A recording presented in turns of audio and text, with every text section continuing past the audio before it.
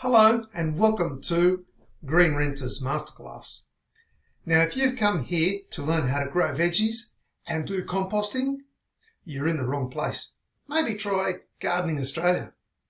But if you're here to reduce your carbon footprint, reduce the amount of energy that you use, save money on energy, have a more comfortable place to live in, then you're in the right place.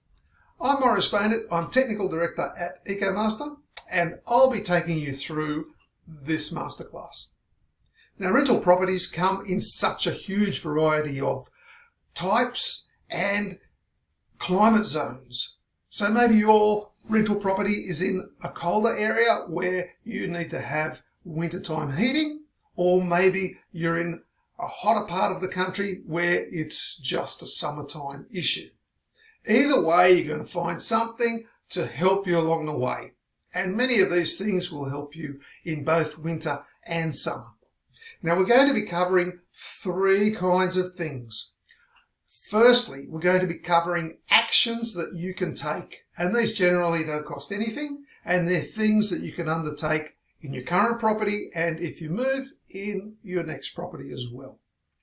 Secondly, we're going to look at some things that you can do to the property, that you can add, that you can take with you. So generally you're not going to need your landlord's approval to do most of these things. So you just do them, they help, and you can take them with you if and when you move. And thirdly, there are going to be some things that you can actually do to the property itself. And of course, when you're doing things to the property, it really is a good idea to get the landlord on board with that. And hopefully you can negotiate with them, and perhaps the landlord can pay for materials and you can do the work. After all, it's going to improve their asset as well.